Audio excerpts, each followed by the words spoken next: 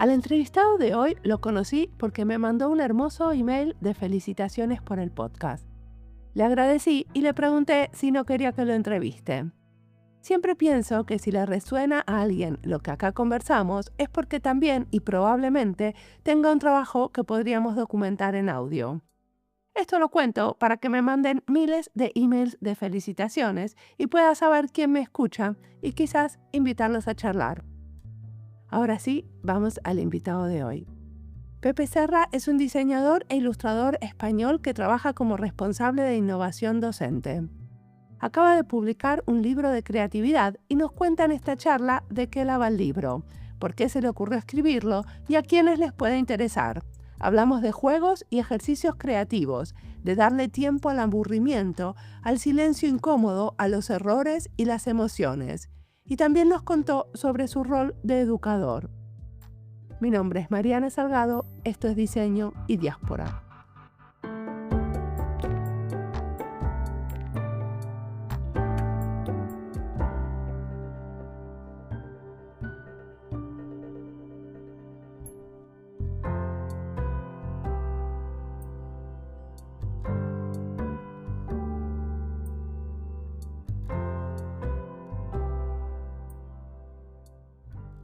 Mi nombre es Pepe Serra, vivo en Tarragona y soy ilustrador, sobre todo para prensa y publicidad. Y también doy clase en la ESDI, la Escuela Superior de Design, que es una escuela escrita a la Universidad de Ramon Llull. ¿Y qué estudiaste? Bueno, esa es la pregunta. Siempre digo que estudié ingeniería por culpa de padres. Me dijeron que tenía que estudiar algo que sirviera en la vida y tenían razón. Yo tampoco sabía qué estudiar y decidí tirar por este camino. La verdad es que acabé ingeniería técnica industrial y vi que no era lo mío. Ejercí como ingeniero durante una época, diseñando piezas para coches. Y me di cuenta que yo lo que quería era ejercitar mi creatividad y entonces estudié en la Escuela de Arte de Tarragona, una pequeña escuela que hay en mi ciudad. Estudié ilustración y me di cuenta que quería más y por eso decidí empezar la licenciatura en Publicidad y Relaciones Públicas. Pensé que me iba a dar el bagaje o la capacidad más teórica de la creatividad y tampoco fue así, pero bueno, acabé la licenciatura. Y hasta ahí me quedé. Entonces empecé a ejercitar mi trabajo, mi creatividad como ilustrador, trabajando para prensa sobre todo. Y ahora escribiste un libro sobre creatividad, ¿cierto? Sí, sí, tenía ganas como de vaciar todo mi aprendizaje estos años. No es un ensayo teórico de creatividad. Me gusta referirme a él como un ensayo vivencial, donde reflejo o pongo encima de la mesa todas mis experiencias desarrollando creatividad.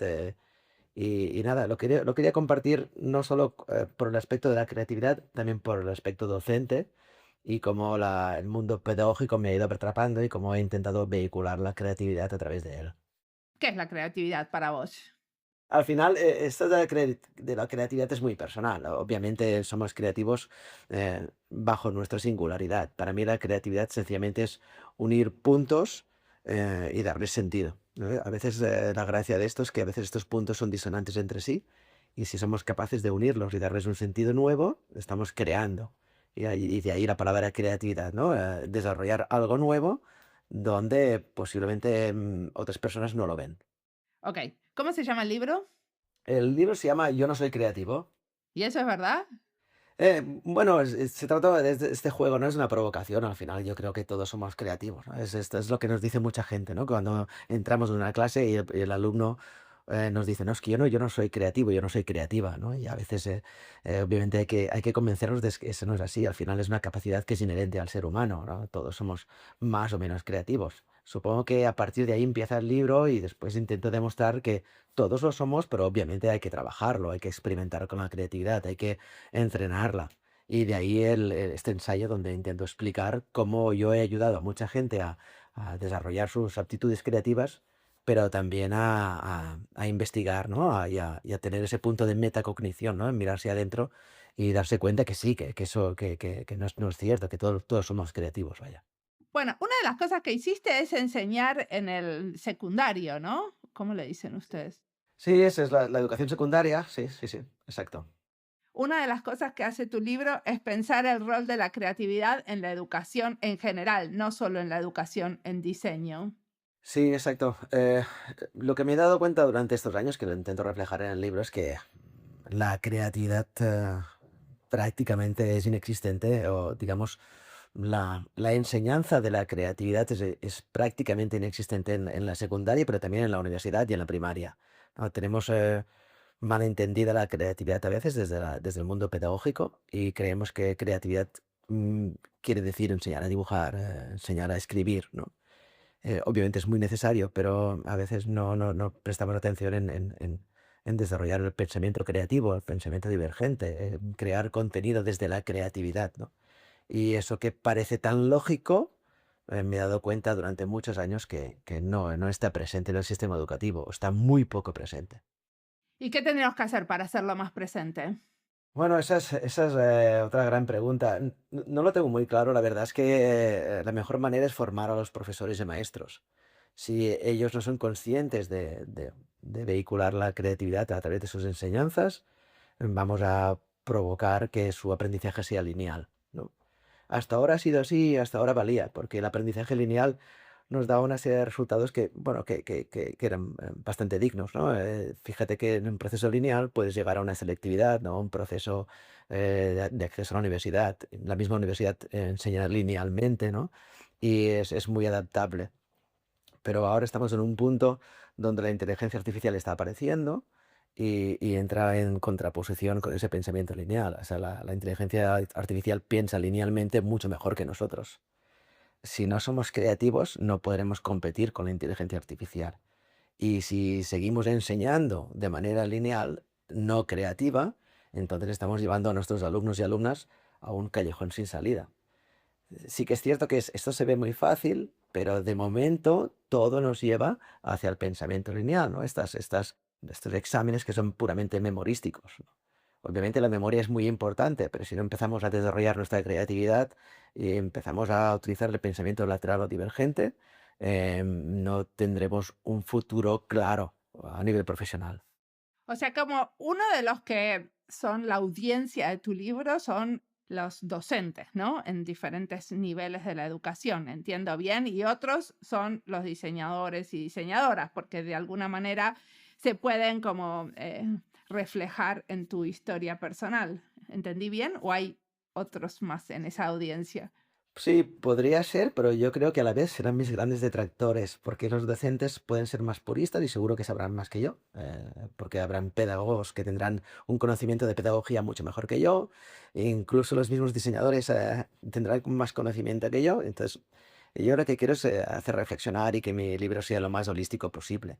Incluso te diría que estaría muy contento de que mi libro fuera leído por personas que no son ni docentes ni diseñadores.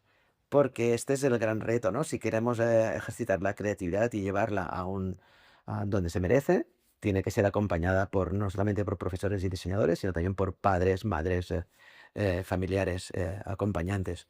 Y ahí es donde está el gran reto. Si somos capaces de ver esta nueva manera de ejercitar la creatividad, tendremos el futuro resuelto para los que vengan después. ¿Y vos qué haces para crear espacios donde surja la creatividad? Porque sos docente, ¿no? En diseño todavía.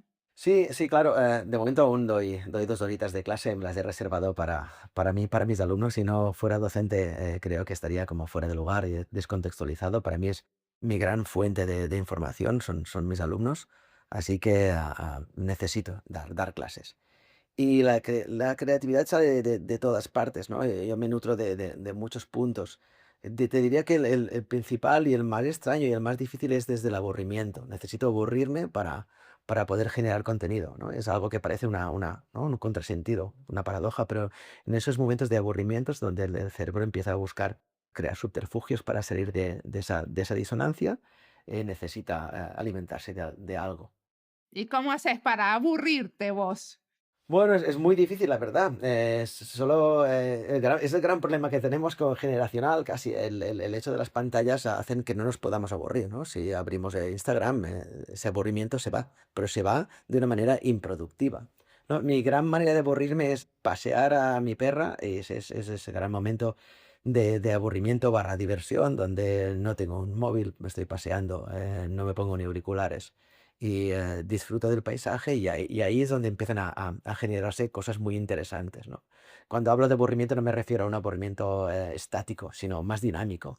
Y otro gran punto es cuando hago deporte, por ejemplo, cuando salgo a correr o estoy nadando, son grandes momentos donde visualmente no tenemos muchos inputs y nuestro cerebro empieza a querer salir de esa, ¿no? De ese estancamiento. Pero ¿y eso cómo lo traes a la clase? Porque, ¿qué le decís ahora, queridos alumnos y alumnas? Nos vamos a aburrir juntos. ¿Cómo sucede en la clase? Hoy les voy a hablar lento para aburrirlos soberanamente. Yo creo que los profesores los aburrimos cada día porque ya damos clases de una manera que es contradictoria a su manera de aprender. Pero sí que es cierto que hay una pequeña práctica que tengo, que al final es un juego, que les hago mirar literalmente a la pared durante 5 minutos y entrar en shock, ¿no? Y a partir de ahí tienen que hacer un pequeño acto reflexivo de lo que ha pasado en su cerebro durante esos 5 minutos. El último verano que estuve en Guadalajara, en el verano internacional, en ITESO, les dije a mis alumnos que el viaje de regreso que tenían hacia sus casas, si se desplazaban en autobús o como fuera, que intentaran abandonar el móvil y que solo miraran por la ventana, ¿no? Me dijeron al día siguiente que lo pasaron realmente mal, pero que ese momento fue precioso porque generaron muchas ideas y esas ideas las pusimos en práctica en clase, ¿no? Este es un pequeño ejercicio que se puede hacer. Después hay muchos otros que ya no pasan por el aburrimiento, sino pasan por juegos de creatividad para que desarrollen, digamos, su inteligencia divergente o lateral. ¿Y cómo son? ¿Qué tipo de juegos haces? Bueno, hay muchos juegos, la verdad es que intento que sean todos basados con la retórica, si son ejercicios de ilustración pura y dura, jugamos mucho con la retórica visual, con la metáfora, con la sinécdote, intentamos jugar con esta parte mucho más conceptual, utilizando la retórica visual, les fuerzo a que ejerciten esta parte más lateral del cerebro, y la otra es generar pequeñas historias activando juegos o de Rodari o de Bono, ¿no? Y estos juegos me ayudan mucho a que ellos puedan romper ese horror vacui, ¿no? En el cual se encuentran muchas veces y no tienen ese pequeño impulso para poder generar sus propias historias. Gianni Rodari es ese autor que hace cuentos para niños, ¿no? No sabía que tiene juegos que podés hacer en clases de diseño. ¿Qué tipo de juegos son?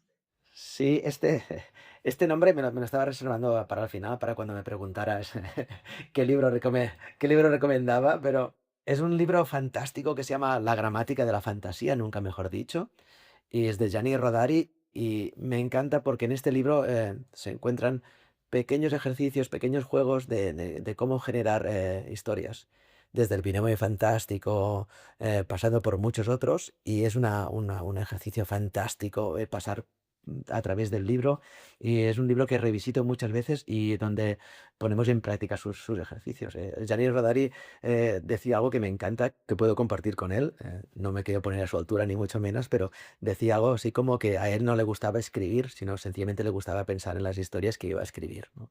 Y a mí me pasa un poco con la ilustración, ¿no? No me gusta dibujar, me gusta mucho más averiguar qué quiero dibujar, ¿no? Y va un poco por aquí. Una de las cosas que vos decís, ahora te voy a molestar un poco, que vos decís que la oratoria es una herramienta, ¿no? Y es como es parte del acto creativo y que cada vez que verbalizamos un pensamiento, no solo lo comunicamos, sino que lo afilamos, lo controlamos, lo enriquecemos, ¿no? Te estoy leyendo de tu libro. A veces también, para mi manera de ver, lo achatamos y lo superficializamos, ¿no? Porque no todas las cosas que pasan sería bueno verbalizarlas, ¿no? Hay cosas que tiene una ilustración o hay cosas que tiene un baile o hay cosas que tiene una experiencia que al verbalizarlas se le saca el brillo, no sé cómo decirlo mejor. Sí, yo creo que la oratoria necesita un acompañamiento, ¿no? Yo creo que sería la parte previa a escribir o a ilustrar, ¿no? Para mí es muy importante verbalizar la idea, ya sea a otra persona, porque nos va a dar un feedback. Gracias a esto yo puedo comentar una idea a mi compañero o compañera y ella que me diga, pues, mira, que esto está bien, esto no lo veo así, esto lo podrías cambiar. Y este acto de dialogar es muy importante, ¿no? Es algo que intento que mis alumnas y alumnos hagan cada día en clase, ¿no? Si tienen una idea, la comenten a sus compañeros y reciban ese feedback porque les va a retroalimentar, ¿no? Incluso con ellos mismos, ¿no? El hecho de hablar y verbalizarlo nos da una parte de check, me gusta, no me gusta, o esta idea no la encuentro potente. Y a partir de ahí sí que es cierto que iríamos a un acompañante que sería o la escritura o la ilustración. Pero sí que es cierto que tiene un punto como más simple. Para mí podría ser el boceto del dibujo, pero es un boceto hablado. Ok. Que son las dos cosas a la vez, el boceto y la oratoria, o sea, el lenguaje que a uno le ponen.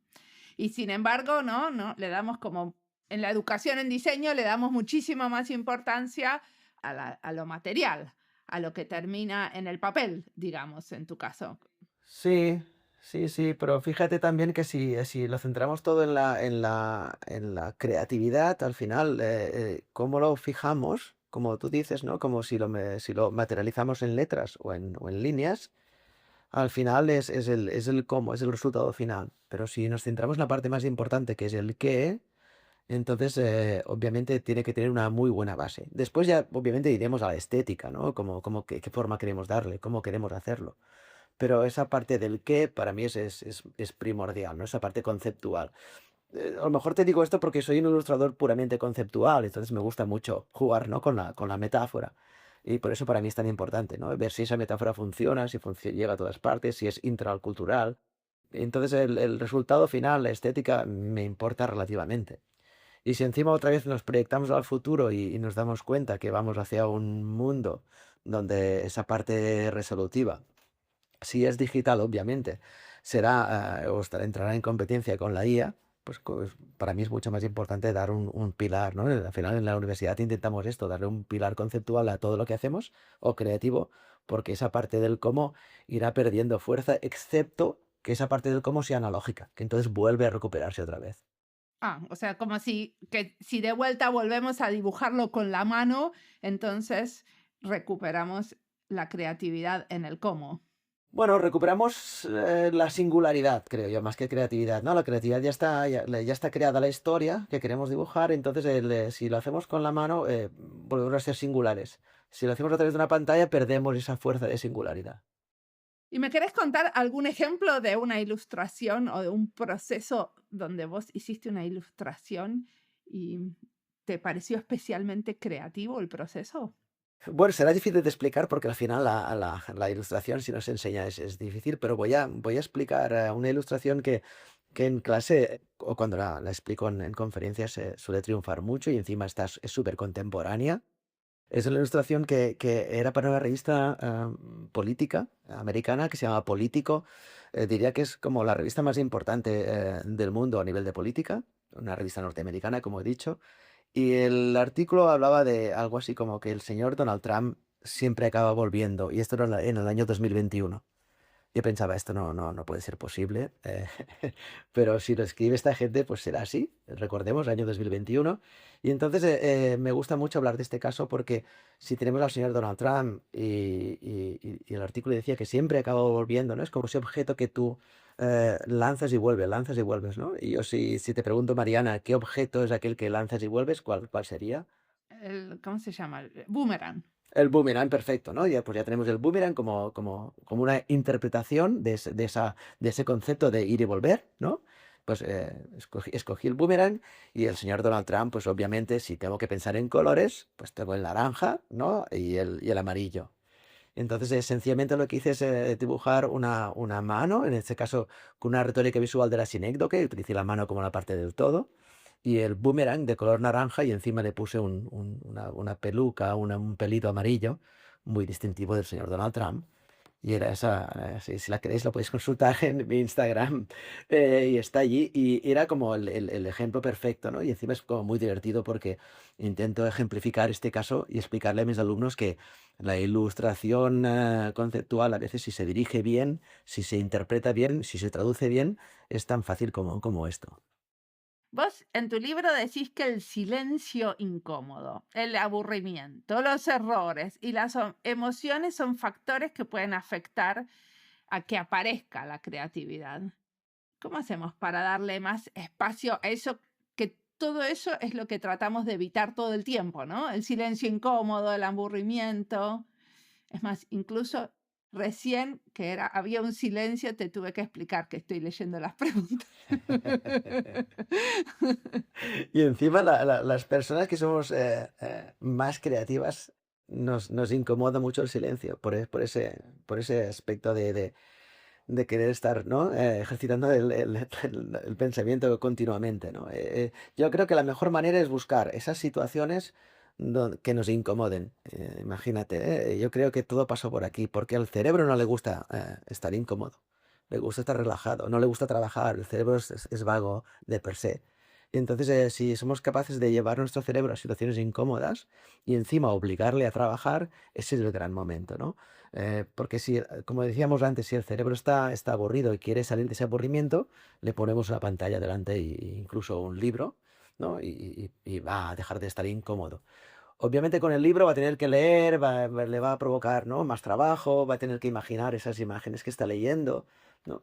Con la pantalla es mucho más fácil, incluso, ¿no? Empieza a distraerse y sin ningún tipo de esfuerzo, es su paradigma, ¿no? Es como perfecto para él. Pero si somos capaces de abstraernos de esto y llevar nuestro cerebro a ese punto, cada uno tiene sus puntos, ¿no? Entonces, a veces pueden ser catalizados por emociones diferentes, por situaciones que nos incomoden en cuanto a ese espacio en blanco, ¿no? Y cada uno tiene sus puntitos. Yo, como decía antes, mi punto es el deporte, por ejemplo, ¿no? Estás corriendo y no tener nada delante, y entonces mi cerebro empieza a estar aburrido y empieza a pensar ideas geniales que cuando llego a casa obviamente las registro y las escribo. Pero obviamente cada uno tiene más sus puntos. Y también el estado emocional hace que esos registros vayan variando, ¿no? Si estamos más o menos estresados, nuestro cerebro va a proyectar mejor o peor en función de nuestro estado emocional. Esto va como totalmente en contra de lo que vamos normalmente, ¿no? Donde estamos como todo el tiempo buscando cómo entretenernos mejor, ¿no? Como uno de los diálogos como más normales por lo menos entre yo y mis amigues, es qué película estás viendo, qué serie, qué audiolibro, qué teatro, no sé, lo que sea, o sea, que es parte del entretenimiento intelectual, ¿no? Que hay, por un lado, para ser más creativos, queremos enriquecernos intelectualmente y nutrirnos de toda esa cultura que hay alrededor, y por el otro lado tenemos que dejar muchos espacios en blancos, que por lo menos a mí me resulta difícil hacer eso. Bueno, a mí también, la verdad, sí. Sí, la verdad es que obviamente va ligado una cosa con la otra, ¿eh? Si nosotros no tenemos background, cuando estamos en blanco o cuando nos aburrimos, no hay registros. Entonces, como más capacidad tengamos de datos, lo estoy diciendo un poco frívolo, pero es así, como más registros tengamos, más contenido tendremos para hacer conexiones cuando estemos aburridos o aburridas. Y ese es el punto perfecto. Por eso, obviamente, cuando estamos aburridos también nos podemos permitir el lujo de leer, ver una serie, ver una película, hablar con nuestros amigos. Obviamente, somos seres sociales y así tiene que ser también. Pero como más registros tengamos, más productivo va a ser el aburrimiento. Por eso es muy importante lo que tú dices también, ¿no? El hecho de no estar siempre sacrificándonos, ¿no? Y buscar ese punto de agonía. No, no, no, ni mucho menos tampoco. Bueno, con lo de los silencios incómodos, a mí me hace pensar que acá en Finlandia no es incómodo estar sin hablar con alguien. Al contrario, si sos realmente amiga de alguien, quiere decir que podés estar sin hablar. Bueno, no sé, en mi cultura no sé si es algo personal, pero sí que me siento bastante incómodo con los espacios en silencio, pero Pero bueno, otra vez más, creo que la creatividad también va muy ligada a los contextos sociales y culturales. Y incluso cuando yo ilustro para diferentes periódicos del mundo, tengo que ir con cuidado porque puedo poner mis contextos, reflejarlos en ilustraciones donde esos contextos no funcionan en otros sitios, ¿no?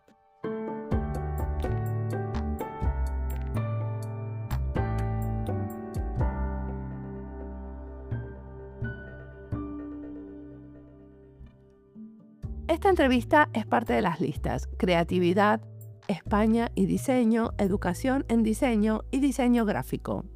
Las listas las encontrás en la página web en la sección de recomendados en Spotify y en YouTube. Y si estás buscando algo y no lo encontrás, siempre te puedes comunicar conmigo. En la lista sobre creatividad ya hay 15 episodios. Es un montón. Esa lista comenzó con una serie que me propuse hacer con otra diseñadora, Sheila Pontis. Después, las series las convierto en listas porque le voy agregando episodios que se refieren al tema. Y algunas listas salen de la nada, de querer agrupar temas sin que hayan sido serie antes. Así las cosas. Otro de los episodios de esta lista es sobre una persona que escribió un libro sobre jugar en el trabajo y cuenta su historia. Es la entrevista 620 a Begoña Pino. A mí la entrevista de esta serie que más me gustó es la de Marga Iñiguez. Es la primera de la serie, el episodio 502. Si no la escuchaste, te la súper recomiendo. Sigamos ahora escuchando a Pepe, que tiene mucho más para contarnos.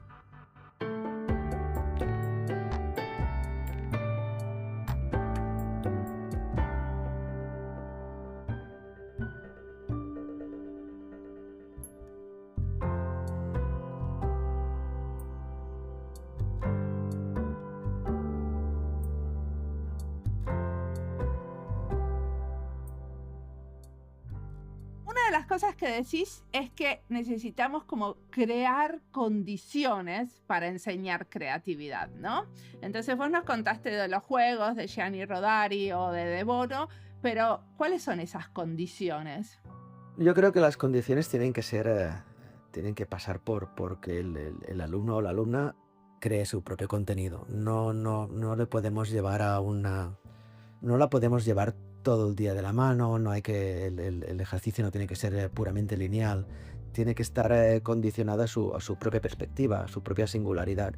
Y hay que acompañarlos, no hay que guiarlos, que es diferente, ¿no? Si los guiamos, entonces nuestra educación puede ser demasiado dogmática, ¿no? O ideológica. Hay que saber acompañarlos y saber que los alumnos no van a estar acostumbrados a reaccionar, ¿no? Porque vienen de una herencia, de una educación puramente lineal, les va a chocar mucho que les hagamos pensar, ¿no? Es la gran queja que me pasa cada día en clase, ¿no? Es que nos haces pensar, ¿no? Eso es lo mejor que me pueden decir a mí. Pero sí que es cierto que se ven como en una tesitura, ¿no? Yo les hacemos pensar o les hago pensar, pero no tienen recursos. Vale. Entonces la manera de acompañarlos es, les hacemos pensar, pero les damos herramientas para poder catalizar ese pensamiento, ¿no? O para poder dirigirlo hacia un objetivo claro. Y esas herramientas podrán ser de navegación, ¿no? Pero también podrán ser de herramientas útiles en su proceso de aprendizaje.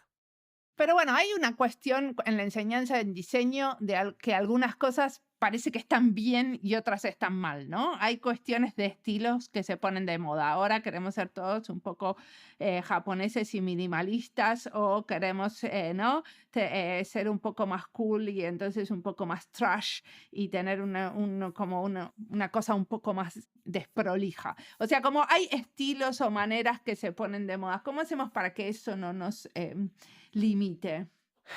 Yo creo que otra vez más me dirigiría a los orígenes, a intentar ser honestos con nosotros mismos, buscar nuestros propios recursos, crear una historia desde cero o desde nuestro propio pensamiento o contexto cultural o social. Y eso, si empezamos desde ahí, la limitación va a ser poca. Podrán ser limitaciones técnicas, ¿no? O de estilo.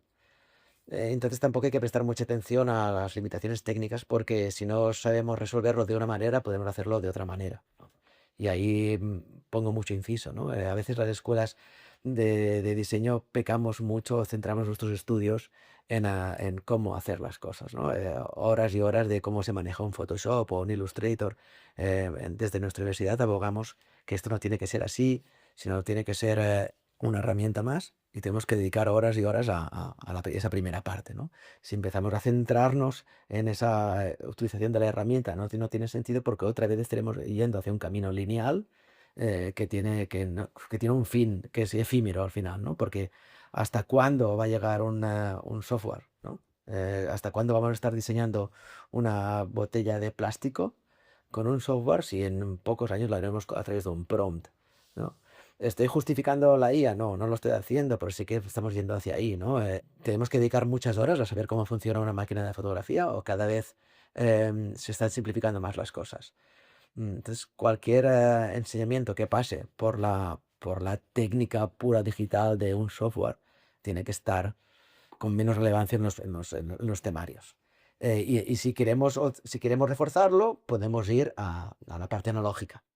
Sí, como un amigo dice algo así como que no queremos crear conductores de mouse, ¿no? De ratón. Me encanta, sí, sí, sí, sí, sí. Yo te diría que al final el diseñador gráfico tendrá que ir evolucionando hacia el director de arte, en donde tiene que poner parte de su conocimiento en cuanto a estética y en cuanto a generación de contenido. Cómo hacer las cosas, como tú dices, ¿no? Una persona que utilice un software en concreto no tiene sentido porque estaremos yendo a una calle sin salida. La escritura para vos es una herramienta, ¿no? Es como parte de un diálogo íntimo, pero a la vez estamos todo el tiempo escribiendo en redes sociales, ¿no? Por ejemplo, para mí es muy importante escribir para mí, no solamente escribir para las redes, porque si no me da la sensación de que estoy como, bueno, estoy filtrando demasiado lo que escribo porque justamente estoy escribiendo para no sé quién. Sí, para mí escribir es muy importante ya desde pequeño, ¿no? Supongo que por mi condición siempre he necesitado reforzar aquello que aprendía escribiéndolo. ¿Qué condición? Bueno, tengo una neurodivergencia, una doble neurodivergencia. Hay un TDA por el medio con otras capacidades. Y eso, digamos que las dos se igualan y me vuelven neurotípico, pero sí que es cierto que van tomando presencia en algunos momentos de mi vida.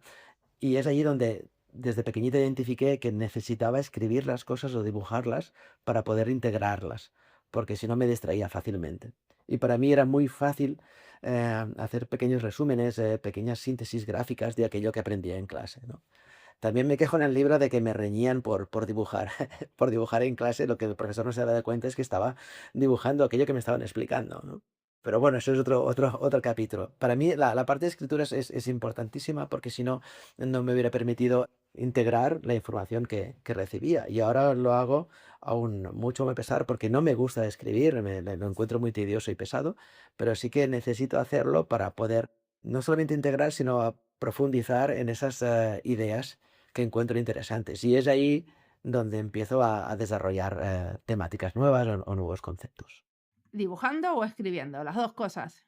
Escribiendo me da más pausa, el dibujo me da una parte de más pragmática o de síntesis sobre una idea principal. Pero si tengo que profundizar en algo, tengo que escribir. Me da mucha pereza, pero tengo que escribir, ¿no? Decía el filósofo Zizek, o dice, perdón, que él odia escribir y que empieza escribiendo pequeñas frases, después las va uniendo hasta que tiene el libro, ¿no? Yo en mi libro fue algo parecido. E incluso mi libro no nace de escribir frases, sino de grabar esos razonamientos y grabarlos en el móvil y después pasarlos a texto. O sea, como que vas, cuando vas corriendo o vas de un lugar al otro, ¿vas grabando o te sentás a grabar y escribir y pensar? Intento, intento frenarme, pero a veces no puedo y tengo que grabarlo esté donde esté. Y porque si veo que la idea es buena, la tengo que grabar. Si voy en el coche, voy con cuidado, obviamente, y tengo un smartwatch de estos, le doy a grabar y grabo la idea, después ya estiro del hilo. Pero sí, sí, no tengo ningún reparo, o incluso tener una conversación y pararme y grabar esa pequeña idea que he tenido, y después ya veo si es buena o es mala. ¿Y a vos te parece que tu curiosidad por la creatividad tiene que ver con esto de la neurodivergencia? Pues sí, sí, yo creo que sí. La verdad es que lo entendí de mayor y entiendo que yo veo el mundo de manera diferente que lo de un neurotípico o una persona neurotípica. No estoy diciendo que sea ni mejor ni peor, sino que esto hace que mi cerebro vaya más rápido en algunos aspectos, que eso es bueno por lo que respecta a la creatividad, pero malo en cuanto a la memoria, por ejemplo. Y sí, sí, me ha facilitado muchas cosas, hace que pueda encontrar conexiones donde los demás les cuesta más. Pero gracias a esto también puedo identificar bien los patrones de pensamiento y enseñarlos a mis alumnos, los que no tienen estabilidad pues los puedo guiar para que encuentren esos patrones que yo encuentro fácilmente. A ellos les cuesta un poquito más, pero sencillamente seguir pequeñas metodologías que les ayuden a pensar de una manera rápida y ágil. Muy bien, ¿y vas a escribir sobre esas metodologías en algún momento? Porque el libro es más como una cosa más introspectiva, ¿cierto? Sí, sí, sí. La verdad es que, si te soy sincero, el primer libro que quería escribir era este. Yo cuando hablé con Marcelo Guío de Experimenta Libros, la idea era esta, escribir un libro sobre metodologías creativas, pero se me fue el chip y empecé a, a escribir sobre creatividad y cómo veía yo la creatividad y bueno, al final tuve que vomitarlo y aparté un poco el libro, un libro más metodológico. Que sí, sí, lo tengo en mente, has dado en el clavo, porque ese era el objetivo primario. Pero mira, me fue divergentemente, me fui hacia otra cosa. Entonces, ¿qué cosas nos recomendás aparte de Gianni Rodari y de Bono? De Bono tiene Los 6 sombreros de la creatividad, pero aparte de eso, ¿hay otro libro más que nos recomendás de él? Sí, hay un libro que se llama Creatividad y son como 62 ejercicios prácticos. Este es un libro fantástico para trabajar en clase o en casa, donde se quiera. Es puramente metodológico. De Bono también. De Bono, sí, este es de Bono. Y en cuanto a libro teórico, te diría que La forma de las ideas de Joan Costa. Joan Costa es un referente increíble que hay que leerlo siempre, nos dejó hace unos años. Y este libro lo edita Experimenta Libros también. Y es fantástico, la verdad es que vale la pena revisitarlo. Yo lo hago cuando necesito bases teóricas de creatividad y lo revisito. Perfecto. Y en el futuro, bueno, aparte de hacer el libro de metodologías, o por lo menos para mí, yo quisiera ese. ¿Qué otros planes hay para el futuro? Pues no lo tengo muy claro, como te he dicho antes, no me gusta mucho escribir. Lo paso muy mal y prefiero ilustrar. Pero no lo sé, sí, supongo que al final ¿no? Cuando tienes ese pensamiento que no para nunca, siempre hay cosas a reflejar. Me gustaría vincularlo con esa experiencia creativa e incluso la relación con mis clientes, cómo interpretar los artículos, ¿no? Cómo llevar ese pensamiento más creativo a una ilustración. A lo mejor iría por aquí, no lo sé. Pero ya tengo trabajo suficiente con mi tesis y yo creo que me tengo que centrar más en la tesis porque si no mis directoras me van a reñir. Ah, ¿y sobre qué es tu tesis? Lo que hago es investigar por qué las escuelas de diseño enseñan creatividad de forma lineal y cómo trabaja el pensamiento creativo para poder solucionar este gran problema. ¿Y cómo lo investigas eso? Bueno, al final lo puedo hacer tengo el placer de hacerlo y suerte de hacerlo en clase y por eso escogí esta tesis porque me permite hacerlo en clase. Estoy en un proceso primario, estoy en el primer año solo, pero sí que es cierto que cuando lo aplique voy a aplicar esos ejercicios metodológicos que hemos hablado aquí y los voy a aplicar y vamos a ver cuál es el resultado. Ah, o sea, te vas a observar a vos mismo dando clases, no vas a observar a otros. Obviamente voy a ver el resultado de mis alumnos, cómo integran la información o si son capaces de aplicar el pensamiento creativo después de sus ejercicios, ¿no? ¿Y qué le recomendás al Pepe que es joven y se acaba de recibir y está dando sus primeros pasitos como profesional de la ilustración y el diseño? Buah, han cambiado mucho las cosas, la verdad. En 10 años o en 20 años la ilustración ha cambiado completamente. La manera de dirigirse al cliente también ha cambiado, la prensa está mutando, los directores de arte también están cambiando. Yo lo recomendaría es que se basara en su manera de ver el mundo al final, ¿no? Creo que todos tenemos nuestra propia manera de ver el mundo y si somos coherentes con nosotros mismos, todo va fluyendo. Lo fastidioso de esto es que cuando no seguimos o cuando no somos coherentes con nosotros mismos, es mucho más difícil de encontrar el camino, porque entonces no utilizamos nuestras habilidades, nuestra manera de entender el mundo, entonces se vuelve difusa. Si sabemos o nos conocemos a nosotros mismos, es mucho más fácil ir por este mundo. Y si sabemos que somos personas con una creatividad más desarrollada, pues ejercitémosla. Si tenemos una memoria súper dotada, pues tiremos por ahí. Porque ya todo es suficientemente difícil como para no basarnos en nuestros puntos fuertes. Una cosa que no te pregunté, que me quedó colgando, es que tenés como un cargo sobre innovación docente. ¿Cómo es?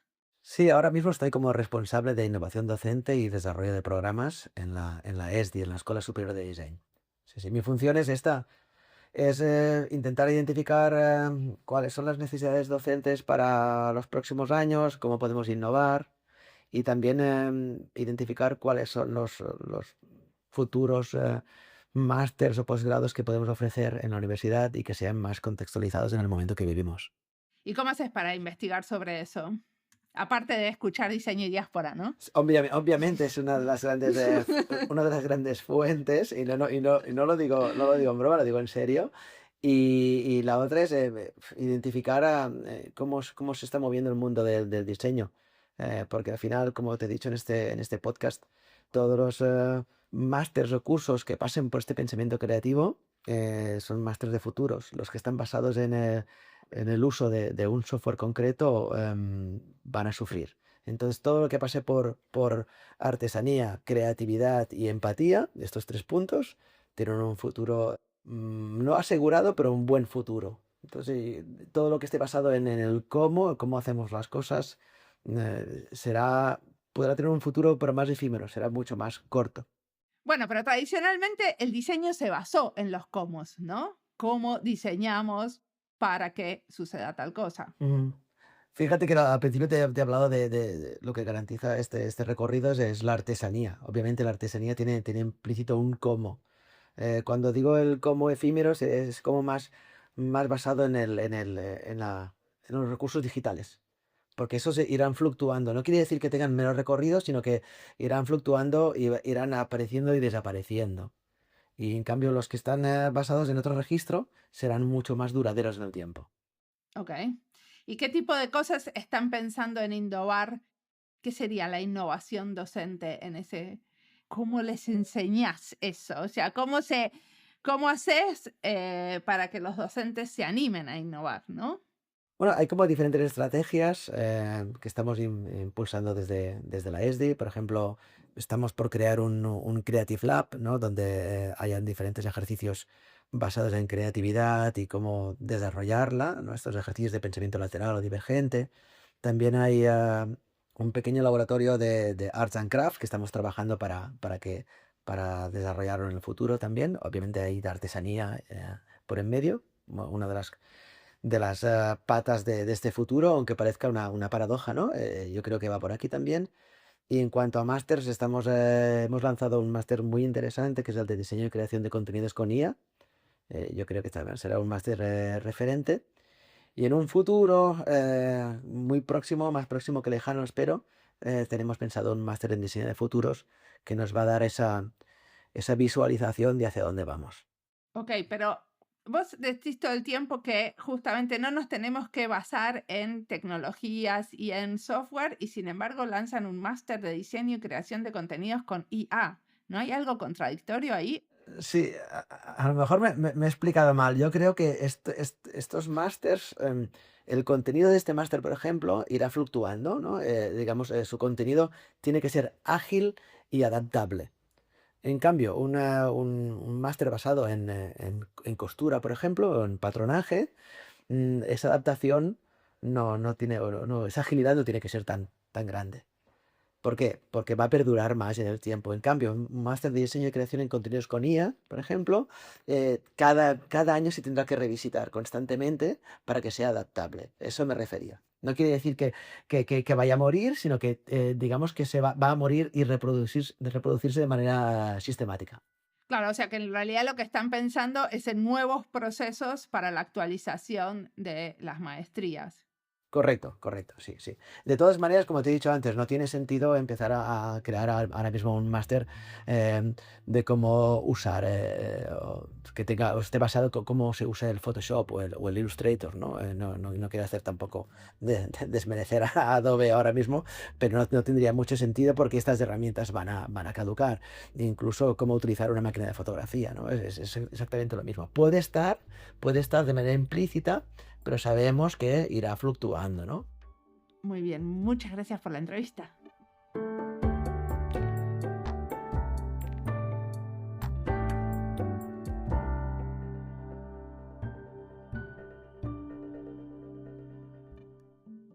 Para Pepe, enseñar creatividad es crear las condiciones para que pasen ciertas cosas y nos da consejos e ideas. Me gusta entrevistar a gente así, generosa, con ganas de compartir. Todos en diseño decimos valorar la creatividad, pero sin embargo, muchas de nuestras prácticas son repetitivas, demasiado rápidas y hay poco lugar para la reflexión, el aburrimiento, el silencio incómodo, el error y la pausa. Intentamos eliminar todo eso. Mostramos que las cosas están más resueltas de lo que están. Hacemos presentaciones, o pitch, o como les llamemos, donde solo mostramos lo que nos salió bien. A veces, acá en el podcast, pregunto por los errores, pero hay pocos que se le animan al tema. A mí me quedó flotando la pregunta, ¿qué tipo de diseñadores y diseñadoras estamos formando cuando evitamos el vacío, el tiempo lento y la singularidad?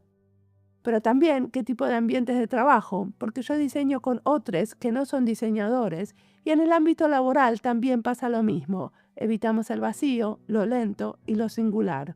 Vamos por lo estándar en muchas resoluciones. El desafío acá no es enseñar creatividad, sino atrevernos a crear las condiciones para que aparezca, aunque eso implique aburrir, incomodar y soltar el control.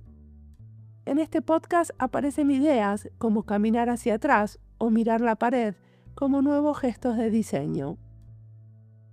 Como siempre, la música del podcast es de Antonio Zimmerman, el diseño de sonido es de Julián Pereira. Este podcast está publicado con licencia creativa común con atribuciones. Esto fue Diseño y Diáspora. Pueden seguirnos en nuestras redes sociales en YouTube, Instagram, LinkedIn y Blue Sky o visitar nuestra página web diseñoydiaspora.org. No olviden recomendarnos y recomendar nuestros libros. Nos escuchamos en la próxima.